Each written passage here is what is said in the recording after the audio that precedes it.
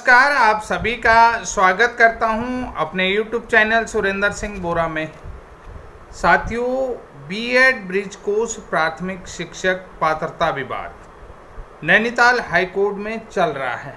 सबसे पहले मैं हेड्स ऑफ करता हूं अपने एडवोकेट नेगी जी को, जिन्होंने आज जो ज़बरदस्त हियरिंग करी। जितना हो सकता है कि ये सोच लो कि वो कारगिल की जंग के समान वो लड़ाई उन्होंने वहाँ पर लड़ी, और इसके लिए मैं उन्हें सैल्यूट करता हूं, दिल से हेड्स ऑफ करता हूं कि जिस तरीके से ज़बरदस्त बहस उन्होंने आज कोर्ट में की, तो विपक्ष की तरफ से यानी कि सरकार की तरफ से, एनसीटी के एडवोकेट की तरफ से बीच बीच में माननीय जस्टिस को भटकाने के लिए वो कार्य किया गया है, जिसके लिए वो प्रिपेयर हो करके आए थे।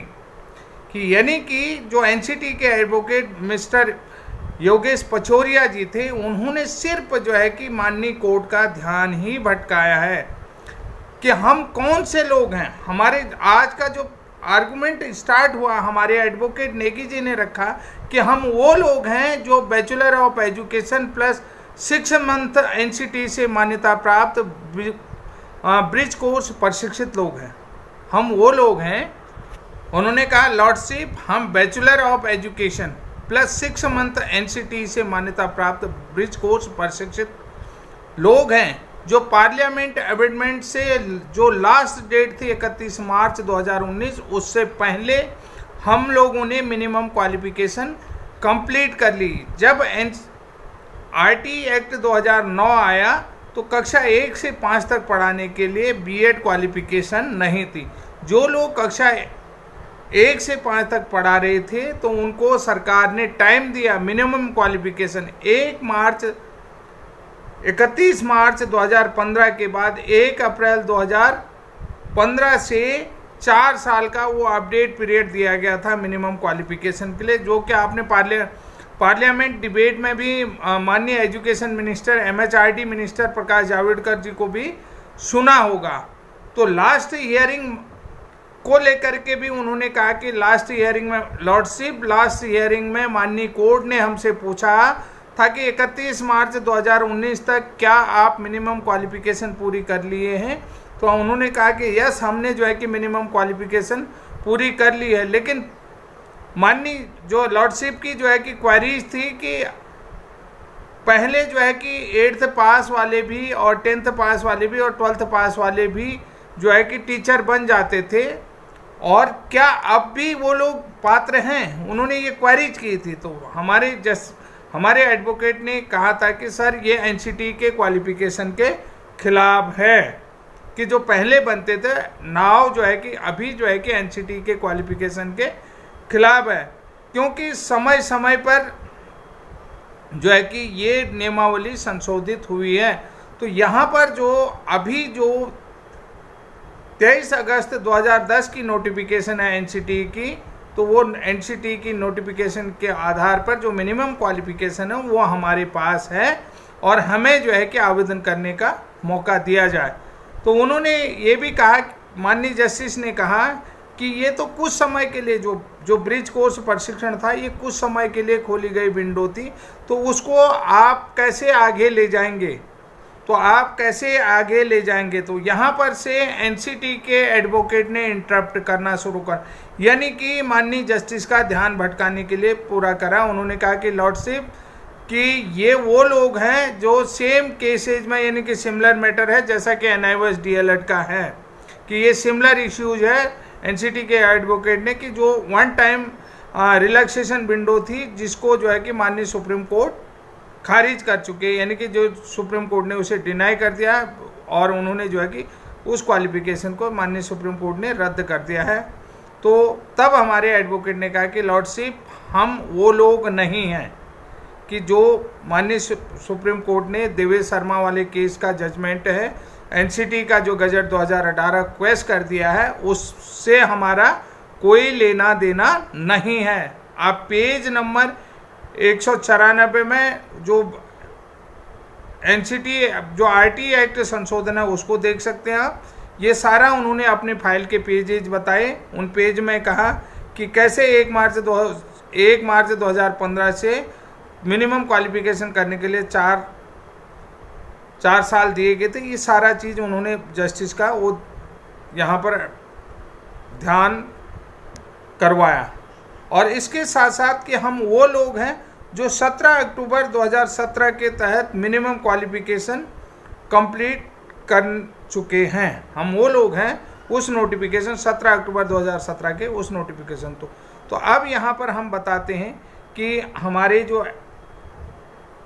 एनसीटी के एडवोकेट ने एनसीटी का गजट 2018 का जजमेंट को भी माननीय कोर्ट में रखा कि उन्होंने कहा कि सुप्रीम कोर्ट एनसीटी के गजट 2018 को क्वेश्चन कर चुके हैं। तो हमारे एडवोकेट ने कहा बहुत पावरली, बहुत स्ट्रांगली, इतनी जितनी तारीफ की जा सकती थी वो बहुत कम है, बहुत कम है। अब यहाँ से जो है कि अब असल लड़ाई अब शुरू होती है कि अब जो है कि अधिकारियों की लड़ाई शुरू हो चुकी है। अभी तक हम क्या चाह रहे थे कि हमें रिलैक्सेशन इंटरिम रिलीफ मिले और हम आवेदन करें। हम नहीं चाह रहे थे कि काउंटर मांगे, कोर्ट काउंटर मांगे। काउंटर तब मांगे जब हमारे आवेदन हो जाएं। लेकिन यहाँ पर जो है कि एनसीटी के एडवोकेट ने बार बार कह दिया कि ये क्वालिफिकेशन नहीं है, सिंगल टाइम थी, ये 2019 तक थी। तो अब एक बात ये बताइए आप मुझे कि भाई बीएड भी तो एनसीटी की क्वालिफिकेशन थी, एनसीटी की ही क्वालिफिकेशन थी। इसके साथ साथ 17 अक्टूबर 2017 का जो माननीय मानव संसाधन विकास मंत्रालय और भारत सरकार नई दिल्ली शिक्षा मंत्रालय भारत सरकार का जो पत्र है 17 अक्टूबर जिसके संदर्भ में मिनिमम क्वालिफिकेशन का, उसका जिक्र भी मैंने गोल करके जो नियमावली में है जिसमें शिक्षा मित्र आते हैं उनके लिए भी वो पॉइंट आज भी हमारे पास अब स्ट्रांगली है, बहुत स्ट्रांगली हमारे पास पॉइंट हैं। ऐसा नहीं कि हम कहीं पर गच्चा खा रहे हैं, क्योंकि जितनी ज़बरदस्त तरीके से कि हमारे सबसे बड़ी बात यह है कि हमारे एडवोकेट उस जेन्युइन चीज़ को समझ चुके हैं कि जिसको हम बताना चाह रहे थे, कि जिसको हम कोर्ट में रखते हैं, कि हमारे पूरी आर्गूमेंट को कोर्ट में रखा गया। माननीय एडवोकेट नेगी जी ने जो है कि देवेश शर्मा वाले 11 अगस्त 2023 के जजमेंट के उस कॉपी को भी माननीय जस्टिस को दिया, जिसमें पॉइंट नंबर 32 में लिखा था कि जो राजस्थान हाई कोर्ट ने अपना डिसीजन दिया था तो वहाँ पर जो है कि ब्रिज कोर्स कैंडिडेट उपलब्ध नहीं थे, यानी कि वहाँ पर ब्रिज कोर्स नहीं हुआ था, ब्रिज कोर्स कैंडिडेट नहीं थे, और जो बीएड वाले थे उनके पास ब्रिज कोर्स की डिग्री नहीं थी। ये बात उस जजमेंट में लिखा हुआ है कि जो देवेश शर्मा लोग थे जो केस को लेके गए थे, जो यानी कि पिटिशनर थे, उनके पास ब्रिज कोर्स था नहीं। तो यहाँ पर ये सारे तर्क जस्टिस पुरोहित जी लगभग ये सारी चीज़ें समझ चुके हैं। कुल मिलाकर के जो एनसीटी के एडवोकेट थे उन्होंने जो है कि काफ़ी अच्छा ध्यान भटकाया है माननीय जस्टिसों का, कि जस्टिस पुरोहित जी का और जस्टिस तिवारी जी का उन्होंने बहुत अच्छा ध्यान भटकाया। लेकिन कुल मिलाकर के मैं तो भैया आज देखते रह गया, जो आर्गूमेंट हुआ, जो पक्ष रखे, जो तर्क रखे, वो इतने शानदार थे कि मैं कह रहा हूं कि निश्चित रूप से सोच लो कि आधी जीत आपको मिल चुकी है। कल को रिजल्ट कुछ भी हो, लेकिन आपके तर्क अच्छी तरीके से कोर्ट में रखे गए थे, ये सबसे शानदार रहा। इन तर्कों को जो है कि कोर्ट में रखना, ये सबसे बड़ी हमारी जीत है। यही वो जीत है जिन तर्कों को रखा, ये कोर्ट में इस चीज़ को रखना था। तो ब्रिज कोर्स उन्होंने ये कहा था कि भाई ब्रिज कोर्स नहीं था, ये सारी चीज़ें आपने बता दिया। अब हमारे एडवोकेट ने ये भी बात कही लास्ट में कि सर यहाँ पर पहली बात कहा कि माननीय जस्टिस ने कहा कि आपको जो है कि प्रारंभिक शिक्षा सेवा नियमावली से बाहर कर दिया है। एक बड़ा सवाल है कि उन्होंने कहा कि आप तो भैया जो है सर्विस रूल में ही नहीं हो, आपको तो सर्विस रूल से बाहर कर दिया है। तो हमारे एडवोकेट ने कहा कि लॉर्डशिप, हम जो है कि पहले सर्विस रूल पे थे, हमें जो है कि 2010 से सर्विस रूल से बाहर नहीं किया था। तो फिर उन्होंने एनसीटी के एडवोकेट ने कहा कि 2015 तक इनके पास रिलैक्सेशन पीरियड था, यानी कि कुछ छूट थी 2000, जबकि 31 मार्च से 2016 तक छूट थी। ये मैं आपको बता देता हूँ। तो उन्होंने कहा कि आपको सर्विस रूल से बाहर तो 2010 में, तो तब हमारे एडवोकेट ने कहा कि लॉर्डशिप, हमें जो है कि सर्विस रूल से बाहर नहीं किया गया, लेकिन अब जो है कि 6 मई 2024 की जो सर्विस रूल आए हैं उसके अनुसार से हम जो है प्रभावित हैं। हम मिनिमम क्वालिफिकेशन कंप्लीट होने के बाद भी हमको सर्विस रूल में नहीं रखा गया, इसलिए जो है कि हम इसको चैलेंज कर रहे हैं। और दूसरी बात है कि हम जो हैं, हमारी जो क्वालिफिकेशन है वो मिनिमम क्वालिफिकेशन कंप्लीट है और हम एनसीटी के गजट 2018 से अफेक्टेड नहीं हैं। हम 17 अक्टूबर 2017 के वो व्यक्ति हैं जो मिनिमम क्वालिफिकेशन कक्षा 1 से 5 तक पढ़ाने के लिए मिनिमम क्वालिफिकेशन कंप्लीट कर चुके हैं। यानी कि अब देखिए यहाँ पर देखिए भाई, सीधी सी बात है, एक जनरल सी बात मैं आप लोगों से कहता हूँ कि भाई जब सुप्रीम कोर्ट का जजमेंट प्रोस्पेक्टिव लागू हुआ 11 अगस्त 2023 से लागू हुआ, तो यहाँ पर एक छोटी सी बात करना, हम इस साधारण से तर्क को भी कोर्ट में रखते हैं कि किसी भी कोर्ट में, चाहे लोअर कोर्ट हो चाहे अपेक्ष कोर्ट हो, तो हम ये कहते हैं कि मान्यवर कोर्ट से हम अनुरोध करते हैं कि जब मिनिमम क्वालिफिकेशन को लेकर के 11 अगस्त 2023 से पहले सारे जो मिनिमम क्वालिफिकेशन हो उनको मान्य माना जा रहा है, तो फिर हमें जो है कि नियमावली से बाहर क्यों किया जा रहा है, समझ रहे हैं। 11 अगस्त 2023 से पहले जिनकी मिनिमम क्वालिफिकेशन, तो उसके बाद अगर आप छत्तीसगढ़ का मैटर हो गया, दूसरे मैटर हो गए, उसके बाद भी आपने बीएड वालों को शामिल किया है, उनको आप ब्रिज कोर्स कराएंगे, तो ब्रिज कोर्स का प्रावधान तो बन रहा है, प्रावधान उसको डिनाई नहीं कर रहा है, उसमें प्रावधान रखा है कि इनको ब्रिज कोर्स करा करके डीएलएड के इक्वल बनाया जा सकता है। जब भाई 11 अगस्त 2000 यानी कि जो रिक्रूटमेंट प्रोसेस है कब का, 2020 का, बहुत तकड़ी लड़ाई है ये चीज़। आप देखिए, आर्गुमेंट कुछ भी करें, देखिए जो विज्ञापन 2020 में आया है उसमें जो है कि जिनके पास मिनिमम क्वालिफिकेशन, हमारी मिनिमम क्वालिफिकेशन तो 2019 में ही पूरी है। सुप्रीम कोर्ट का 11 अगस्त का जजमेंट जो है प्रोस्पेक्टिव लागू हो रहा है 11 अगस्त से, ठीक है, तो उससे पहले हमने मिनिमम क्वालिफिकेशन है, तो हम तो मिनिमम क्वालिफिकेशन के दायरे में ऑलरेडी आ रहे हैं, ये बात भी तो आपको समझनी पड़ेगी। तो उसके बाद हमारे एडवोकेट ने कहा कि लॉर्डशिप हमें अगली भर्ती, इस भर्ती में शामिल करने का मौका दिया जाए, क्योंकि 10 तारीख के बाद काउंसलिंग प्रोसेस शुरू हो जाए। तो माननीय जस्टिस ने हमारी चीज़ें समझते हुए सब्जेक्ट टू आउटकम इस भर्ती को कर दिया है। सब्जेक्ट टू आउटकम होने का मतलब है एक बहुत बड़ी जीत।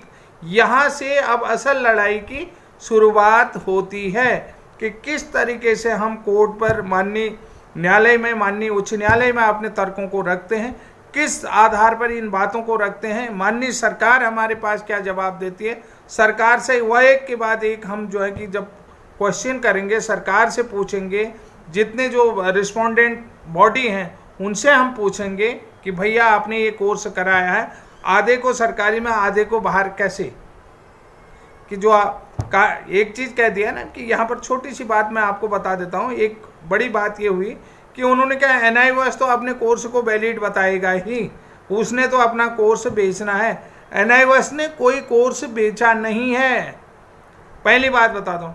MHRD और NCT ने उसके साथ क्या MOU साइन किया हुआ है, यानी कि उसको जो भी संस्था को है प्रशिक्षण की जिम्मेदारी दी है, उसके साथ टाई अप किया है। किसने? MHRD और NCT ने NIOS के साथ टाई अप किया है। उसके बाद MHRD यानी कि शिक्षा मंत्रालय भारत सरकार और NCT के कहने पर ही उसने ये प्रशिक्षण करवाया है, उसने कोई कोर्स बेचा नहीं है।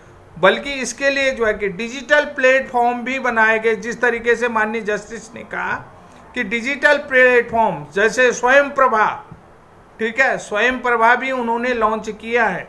डिजिटल प्लेटफॉर्म के माध्यम से घर बैठे उस एजुकेशन को ले सकते हैं स्वयं प्रभा। ये चीज़ पूरी पार्लियामेंट आप डिबेट सुनेंगे कि आर्गुमेंट बिल्कुल सही जा रहा है मान्यवर। उन्होंने एक ऐप बनाया स्वयं प्रभा, उसके बाद एक जो है कि उसके बाद टीवी चैनल भी बनाया, उसमें जो है कि उनको 1100 या 1200 रुपये का वो डिश लगाना था। वो डिश के माध्यम से दिन में 3 बार जो है कि वो कोर्स रिपीट होगा और अलग अलग भाषाओं में, जहाँ की जो मातृभाषा हो उस भाषा में वो प्रशिक्षण करवाया गया है। इस बात को भी आपको समझना होगा। ये बहुत अच्छी तर्क की बात कर रहा हूँ, ये आर्गुमेंट वाले तर्क हैं कि जहाँ पर माननीय जस्टिस ने कहेंगे NIOS अपना क्या बेचेगा? सर्टिफिकेट। उसने तो अपना प्रमाण पत्र बेचना ही है, वैलिड बनाए। तो मैंने आपसे कहा कि सरकार ने उसके लिए एक ऐप बनाया था, स्वयं प्रभा। उसके साथ साथ टीवी चैनल में दिन में 3 बार वो कोर्स रिपीट हो रहा था, 3 बार पढ़ाया जा रहा था। डैशबोर्ड था उसके लिए, हाजिरी लगाने के लिए डैशबोर्ड भी था। तो ये आप सोच लीजिएगा कि कितनी बड़ी बात है। और माननीय कोर्ट ने देखिए, अभी असल लड़ाई भाई साहब अब शुरू हुई है। स्वयं प्रभा आपने सुना नहीं? और जो है कि आपने ये भी देख लिया होगा, DD1 प्रसार भारती वगैरह वगैरह के जो चैनल चलते हैं, उनमें अभी मेरे को शायद उस चैनल का नाम नहीं आ रहा है, उसमें चैनल DD32 में ऐसे करके वो कोर्सेज लॉन्च होते थे हर, और जिस राज्य का होगा उसके अलग अलग भाषाओं में वो पाठ्यक्रम टीचरों की तरफ से बनाया जा रहा था और उसकी तरफ से लॉन्च हो रहा था। तो इतनी आसानी से तो भाई हम भी छोड़ने वाले नहीं हैं। जो लोग मेरे वीडियो को देख रहे होंगे तो आज से असल लड़ाई शुरू हो गई है। तो हमने कुल मिलाकर के आपने ये देख लिया है कि हमारे एडवोकेट ने लास्ट में ये भी कहा कि सर अगली भर्ती 4 साल बाद आएगी। तो 4 साल बाद तो बहुत सारे बच्चे हमारे जो हैं कि ओवर एज हो जाएंगे, वो बाहर हो जाएंगे। तो ऐसे में क्या होगा, तब जाके ये सब्जेक्ट टू आउटकम रहा। लेकिन कुल मिलाकर के मैं सैल्यूट करता हूँ अपने एडवोकेट नेगी जी को, जिन्होंने शानदार पैरवी की और शानदार तरीके से। आज तो मजा आ गया भाई साहब। कुल मिलाकर के जो मजा आया ना, जो लोग देखेंगे आगे मेरे पास क्या तर्कस तीर कमान है, ये तो आप लोगों ने समझ लिया है कि जिस डिबेट को हम भाई आसानी से उस डिबेट को रख सकते हैं कि भाई जब सरकार की तरफ से उसके लिए ऐप बनाए गए हैं, चैनल बनाए गए हैं, ठीक है, स्वयं प्रभा, ये बहुत सारे जो है कि पोर्टल बनाए गए हैं, न्यूज़ चैनल बनाए गए हैं, तो DD न्यूज़ चैनल बनाए गए थे। तो ये सारी चीज़ें आपने देखा होगा, स्वयं प्रभा जिस चैनल का नाम था। तो वो सारी चीज़ें आप समझ गए। तो आज के लिए इतना ही, तब तक के लिए जय हिंद, जय उत्तराखंड।